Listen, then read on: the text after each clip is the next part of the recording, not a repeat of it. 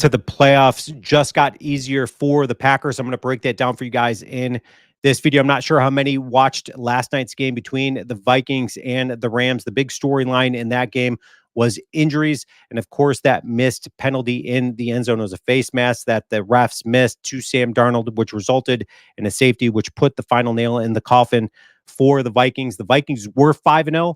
Now they are 5-2. They're on a 2-game skid. They lost last week to the Lions. They lose this week to the Rams, and they looked sloppy last night. They had 9 penalties in last night's contest. They were 2 for 7 on third down efficiency, and they suffered a big loss of an injury. And you hate seeing any player go down for any team that is especially a key role player for that team. And the Vikings potentially are going to be without Christian Darson, starting left tackle, which is, in my opinion, one of the better left tackles in the game. And it says right here, Vikings injury to worst possible player could make Sam Darnold's job more difficult. It certainly would make Sam Darnold's job more difficult. That's his blind side, and defenses are going to notice a weak spot in that O-line. They're going to be attacking that weak spot, which is his blind side, which means Sam Darnold is going to have to be forced to get rid of the ball sooner, which could result in mistakes for the Vikings going forward. That is a difficult hurdle to kind of get over. And then you look at their social medias, and everybody's kind of pushing the panic button, trying to put the blame somewhere, identifying the symptoms in treating the ailing Minnesota Vikings. And then it says identifying 3 key issues with the Vikings defense after another loss. And they start kind of pointing fingers at the defense. The defense certainly isn't the problem, but they haven't played well over the last couple of weeks. So that is going to be problematic for the Minnesota Vikings for their remainder of the season. And then you bounce over to the Detroit Lions. And of course, you got the suspension to Jameson Williams, who is an up-and-coming talented wide receiver in Detroit. And he gets suspended for the PED policy for a couple of games, which one of those games is going to be against the Packers. And then the Lions have also suffered a couple of key injuries. Aiden Hutchinson out for the year, Marcus Davenport out for the year. They lose both DNs for the season, which now they're kind of reeling and trying to figure out what do we do?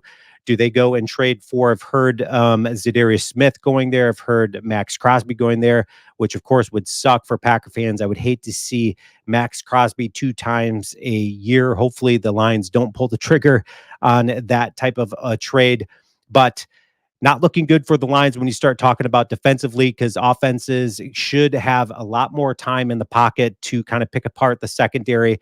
Then you bounce over to the Bears. Okay, the Bears have had a successful early part of the season. That is the easier part of the schedule. They do have the Commanders this week, which Jaden Daniels, they're going to have to face him, who I feel is going to be Rookie of the Year. He's turned around that Commanders team in a dramatic fashion. But you look at the last 8 games for the Bears, they play the Packers, the Vikings, the Lions.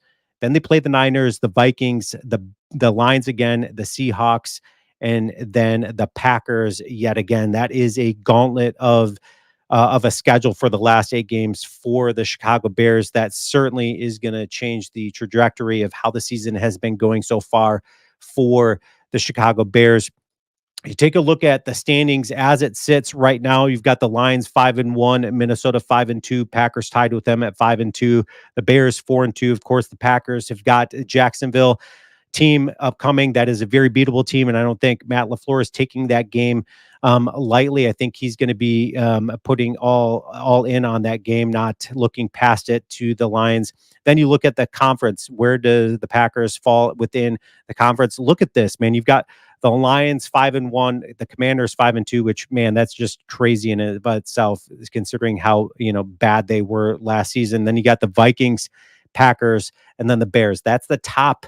Those are the top teams in the division or in the NFC, which is just crazy because that is the North, and the North is going to be tough. But after the Vikings had such a key injury to that offensive line, the Packers path just became a little bit easier. And then you start playing into account the injuries that the Lions have, and then also the remaining games for the Bears. The Packers look to be, in my opinion, the favorites to win the NFC North. Leave your comments, and as always, go Pack, go.